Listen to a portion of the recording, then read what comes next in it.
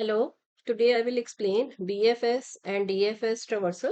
So, breadth first search is a graph traversal algorithm that explores a graph or a tree level by level. It starts at a chosen source node, visits all its direct neighbors first, and then moves on to the next level of neighbors using FIFO queues. First in, first out. So, here in this example, we do the BFS traversal. So we need a queue. Queue is a data structure that follows first in, first out. So we can start from any node, but let's suppose we start from the zero node or the vertex. So once we explore it, explore means we will check its neighbor. So we can see just one is the neighbor. So we will also enqueue it into the queue and dequeue the vertex that we have explored. Then after coming on one, we check, we explore it. So in order to explore, we will see that 4 and 2 are the neighbors of 1. So we will in queue or add the 4 and 2 into the queue and remove it from the front because queues removes from the front, and in queues or add the items at the rear or the end. So one will be here. Then 4. On 4, check who is the neighbor. 3 and 5 is the neighbor. So explore. After exploring it, exploring means and adding them into the queue. So after adding them into the queue, I will dequeue the 4. Then next 2. Because I can see on the front of my queue 2 is there. So for the 2, I have neighbors 5 and 1. Those are already there. So I also dequeue the 2. Then I move towards the 3. On the 3, I can see that there is no neighbor of the 3. 4 is there, but 4 is already visited. So 3 is also here, DQ. Then 5. On the 5, I can see when I explore the 5. So 6 and 8. These are the neighbors that I have not visited. 4 is already visited. So I will include 6 and 8 and 5 will be here. Then on 6, I can see when I explore the 6, there is a table that is 7. 5 is already visited. So I will dequeue the from the front of my queue, I will dequeue or I will remove the element. Dequeue means removing the element from the front of the queue. So it is here.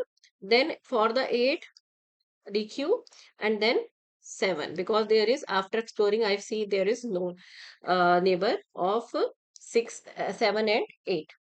Now I move towards the depth first search. So depth first search dives down a single path until it hits a dead end, a leaf node, or a vertex with no unvisited neighbors. Then backs up to the last choice point to try a different path.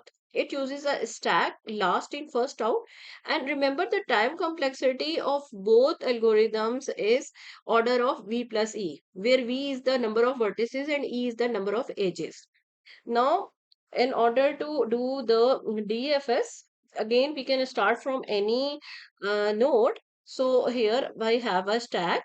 Let's suppose this is the DFS algorithm calls, and this is what a DFS returns.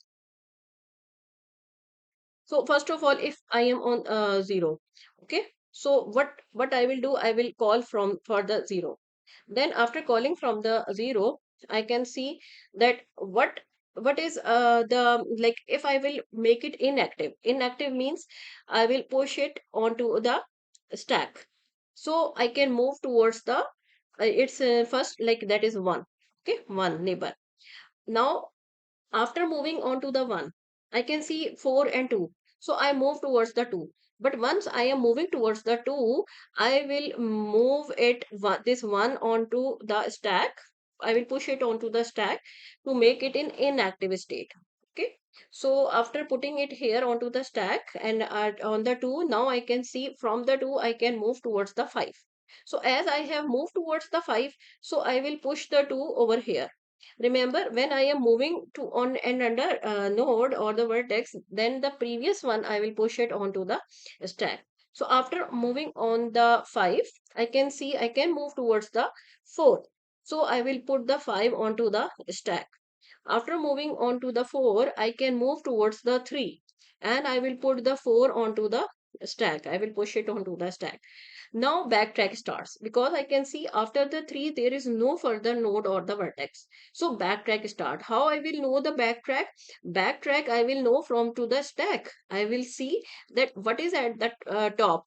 There is 4 on the, because once I push the 3 and then 3 is returned. This is the first, the what return, DFS will return the 3. So onto the top I have 4. Backtrack starts and backtrack I move on to the 4. After moving towards the 4, I can see that I can move towards the 5 as well. It's mean 4 will also be returned. So backtrack move towards the 5, and then on to the 5 I can see I can move towards the 6 or the 8.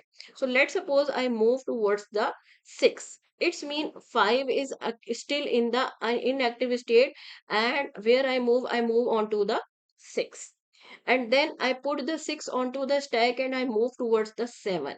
And then here 7 is the point where there is no further, so it will be return, and backtrack starts. Backtrack starts from 7 to 6. Okay. So 6, after coming 6, I can see that here again it will be returned because there is no other node that I have not. Then I come towards the 5. Then after coming on the 5, I can see that I can move towards the 8 as well. Okay.